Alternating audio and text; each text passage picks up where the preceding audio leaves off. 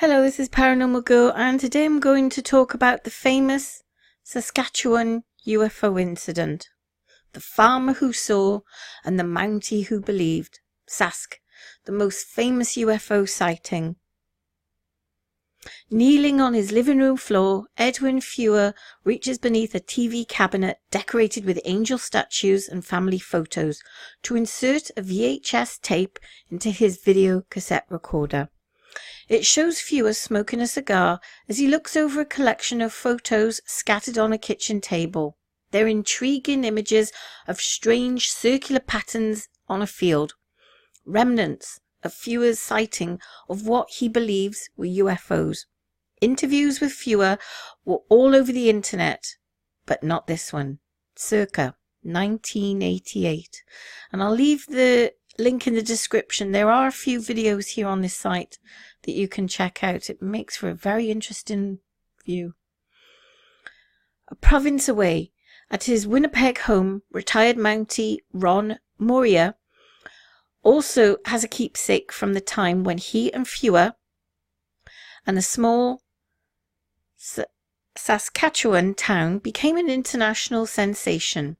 UFO Incident, Langenberg, Sask, of September the 1st, 1974, reads the cover of Moria's black binder.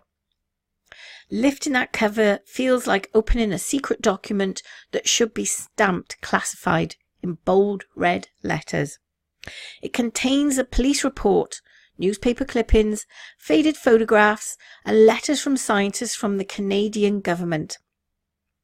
Moria jokingly calls it his X-File, a fitting nod to the sci-fi TV show that often focused on aliens, UFOs, and the paranormal. It's a treasure trove, and any UFO aficionado would covet. A business card in the binder bears the name Dr. J. Allen Hynek, hinting at just how serious the incident was taken. And if you remember who J. Allen Hynek is, he was involved in Project Blue Book. One of the UFO field's most famous researchers, Hynek, worked at as a scientific consultant for a U.S.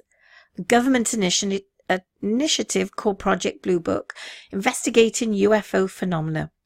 Hynek weighed in on the Landenberg event in the media, even reportedly sending a representative to study the site, which was about 230 kilometers northeast of Regina. First told before the World Wide Web or even VHS tapes, Fewer's story today endures in the corners of the net dedicated to UFOs and extraterrestrial life. A video interview with him on YouTube 5 years ago had a resurgence of popularity after taking off on the website Reddit. It has more than 20,000 views.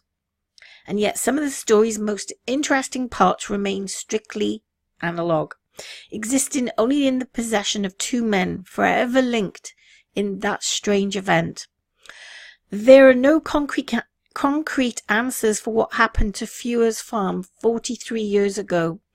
It's just a tantalizing story told by a Saskatchewan farmer and the RCMP officer who believed him. So let's take a look at this very famous incident. A close encounter of the second kind. Seeing a UFO up close is an incredibly rare experience. And I wonder how many people have actually seen UFOs. Let me know in the comments below. Most people just see lights in the sky, but Fewer got closer. Around 10:30 a.m. on September the 1st, 1974, the then 36-year-old was swathed in his fields when he saw 5 saucer-shaped objects on the edge of a slough. Thinking they were duck blinds and that someone was playing a joke on him, Fewer got off his swather for a closer look, but still kept at least 15 feet back. He says the saucers were hovering a foot off the ground and rotating at a high rate of speed. Their surface looked like highly polished steel. Fewer stopped, backed up, and got on his swather. He sat there for the next 15 minutes watching them hover, too scared to move. They had me in a trance, said Fewer, who's now 79. I didn't even know what to do. I just sat there and thought, well, gee whiz. According to Fewer, the objects then took off, emitting a grey vapour from underneath, and disappeared into the sky. They made no sound. The objects flew away so fast that they were gone. Like that, he said, clapping his hands. He waited a few more minutes to make sure they were gone, and then walked to the edge of the slough, where he saw 5 ring patterns in the field. The grass in the centre of each circle was standing, while the grass surrounding was flattened in a clockwise circle. With no idea what he had just seen, Fewer headed home for lunch. His wife Karen and his parents could tell something was wrong. When he came in, he just sat there, remembers Karen. All of a sudden we asked him, "Is there something wrong?" And, well, he started telling us. The Langenberg incident came to the tail end of a golden age of UFO sightings when reports of seeing physical craft had tapered off. Even more tantalizing, the Langenberg UFOs, if that's what they were, had left behind a physical trace, the circles. This classified the sighting as a close encounter of the second kind. There's a picture of 2, the circles in the field, which obviously are not made through natural causes.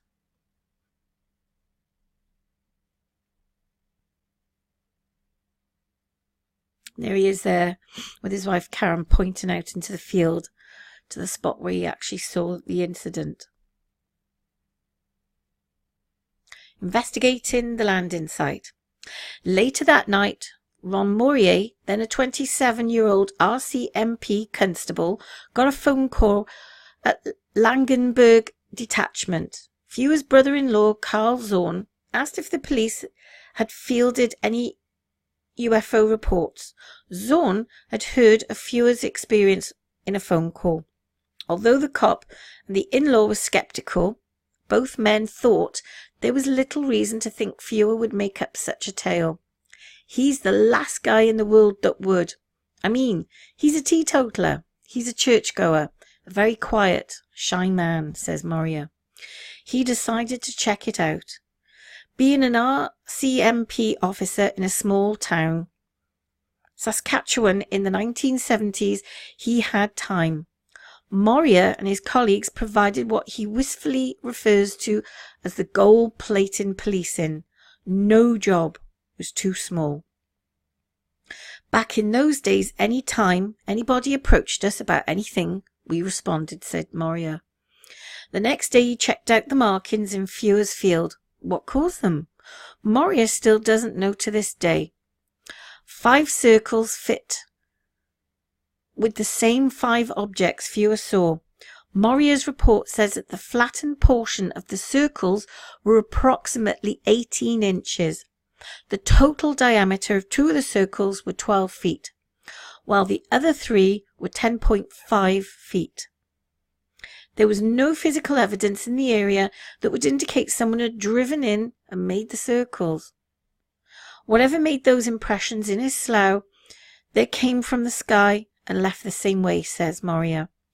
Fewer was the only person at the farm who saw the UFOs, despite how fantastic the story was.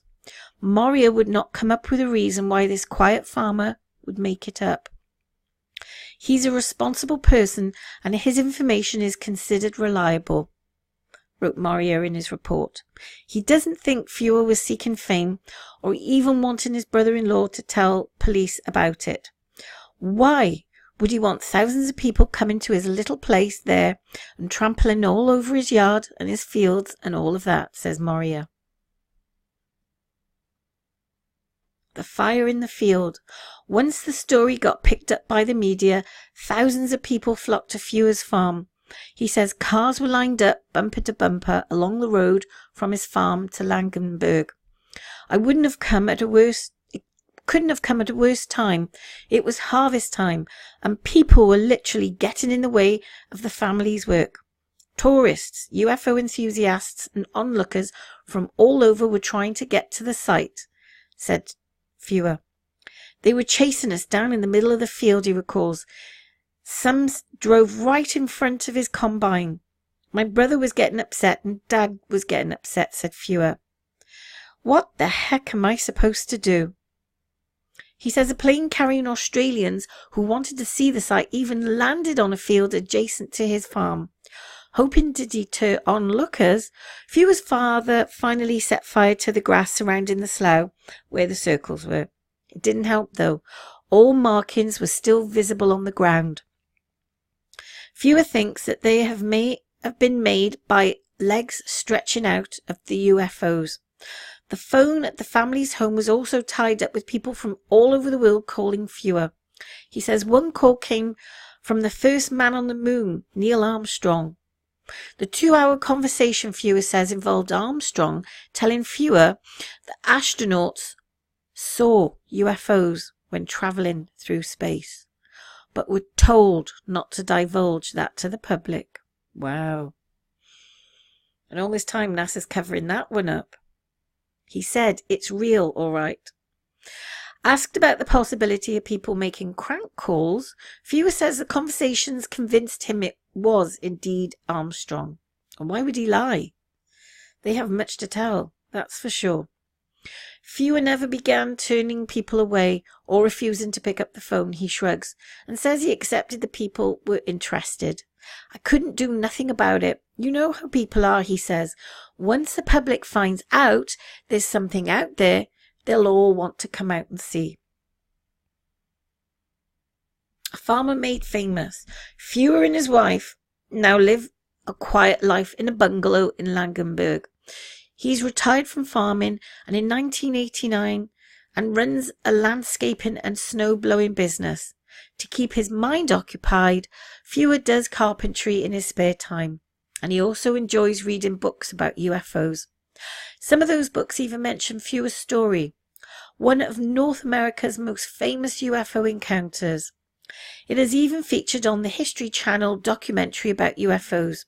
A cheesy dramatization of the sighting was made, and an actor playing Fewer sitting on what looked like more of a backhoe than a swather.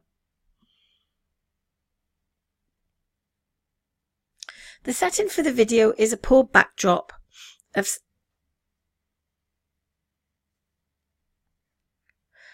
Saskatchewan, with hills and trees in the background rather than fields. When the actor playing Moria arrives on the scene, he's wearing the stereotypical red serge dress uniform of the RCMP.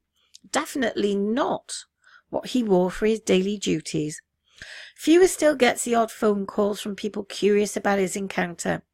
He's taken no pains to make himself hard to find and is happy to oblige anyone who calls and wants to hear the story he's told countless of times. To me, I don't matter to talk to anybody. If you want the story, I will tell them the story. He's friendly, funny, welcoming, and still in surprisingly good spirits about the attention.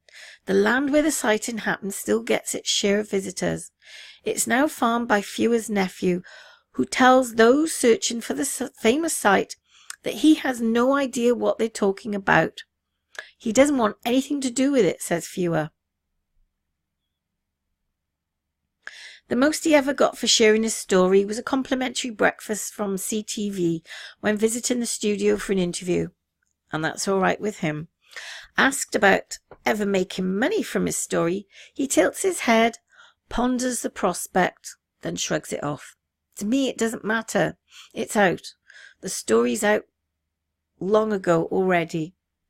Fewer doesn't give much thought to his status on as a UFO celebrity. If I had to think about it, I think I'd go bananas, said Fewer. He is so humble about his experience, he doesn't even like to take the credit for it. It was not my doings. If somebody from outer space, it's somebody from outer space that was doing it, not me, said Fewer.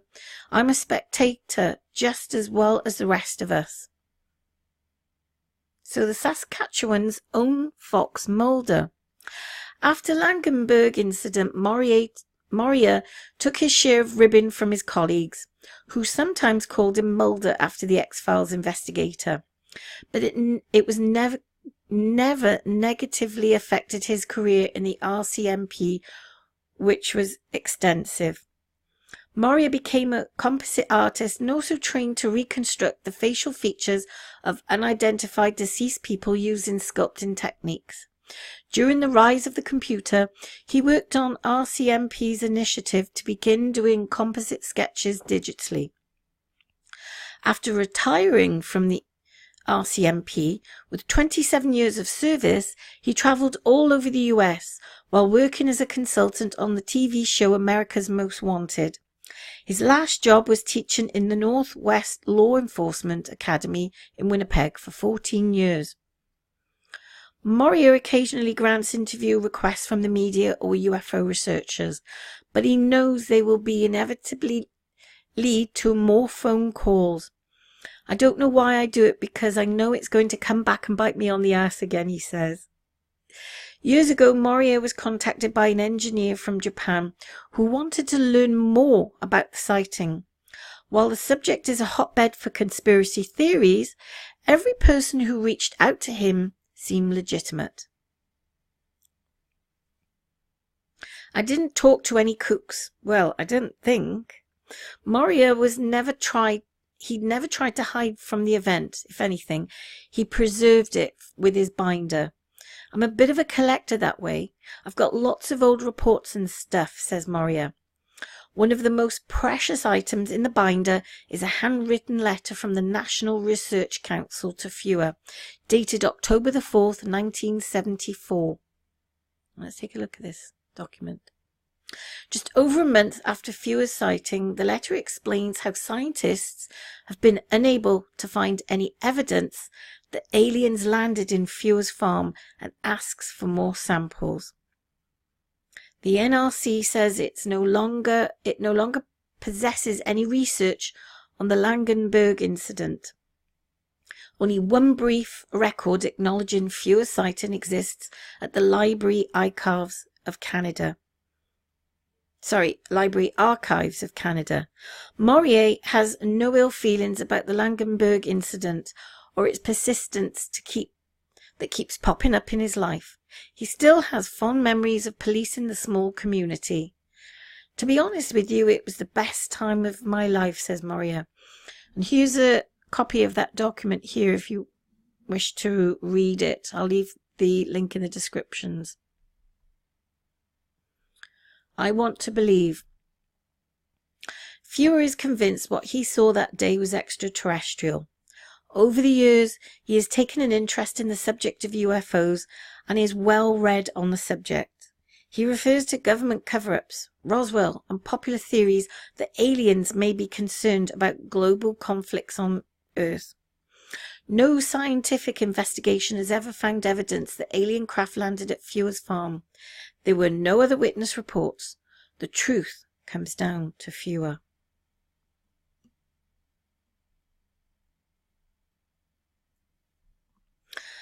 Whether his recent YouTube interview or footage from the old VHS interview in 1988, most of the details are remarkably similar. The fact that he has kept it so consistent over the years is one of things that makes it so compelling for the Winnipeg-based science writer Chris Rutowski. You'd think that after all these years he might want to embellish the story, but he tends to tell the same story over and over again. And this is what happens when you actually tell the truth. You don't embellish it. You don't sort of blow it up and make it sort of bigger and better than what it actually was. You tell it like it actually happened. And this is what he's doing. He's been very, very consistent all these years. The story as of late hasn't developed into glowing green goo, and aliens with almond-shaped eyes and that type of thing, said Rutkowski, who publishes an annual survey on UFO reports in Canada. It's a very straight story, so it's compelling to think that this probably really did happen as he described it. But is it proof enough? I guess the assumption is, if it's not ours, well, whose is it? But on the other hand, we just don't have the proof to make that quantum jump to say this definitely was proof of alien visitation in Langenberg, says Rutkowski. The story was compelling enough to be taken seriously by the federal government. Grass and soil samples were sent to the Upper Atmosphere Research Branch of the National Research Council, but no conclusions could ever be drawn. The scientists were intrigued by a black substance found as particularly specially in a sample that was taken from one of the rings that appeared to be burnt. The sample was sent to Simon Fraser University for X-ray fluorescence analysis, but no conclusion could be drawn. Fewer doesn't really care who believes or who doesn't. People have been telling him since the 1970s that it was all in his head. I had a guy from Quebec come out, and he figures I was smoking pot, said Fewer. But to this day, Moria still believes Fewer to being honest about what he saw. Why would he just make this up out of the blue, says the former officer. The media ran with Moria's findings and in some cases used them as confirmation that flying saucers had landed. A headline from a newspaper in the Newfoundland read, RCMP officer convinced UFOs were real. While Moria believes Fewer to be truthful, he doesn't believe in UFOs or little green men. The uncertainty of the Langenberg incident frustrated Moria because it is as intriguing as it was, it didn't yield any answers. And why should it? It bugged me a little that it didn't confirm or not confirm that they do exist, he says. I still don't know. Moria notices Fewer seems more outspoken in his interviews now than the quiet farmer he knew. He commends him for sticking to his story. Good on him. He'll never know, and we'll never know, I guess, said Moria. But boy, that would have been quite an experience that day to see what he saw. So what's your thoughts on this? Did he actually see this UFO? Would be interesting to actually have a chat with him and get his story. And I think he did see something. And as usual, the government always covers this up, especially NASA. But it was nice that Neil Armstrong contacted him and actually spoke with him for a few hours, wasn't it? Now that's another story to tell.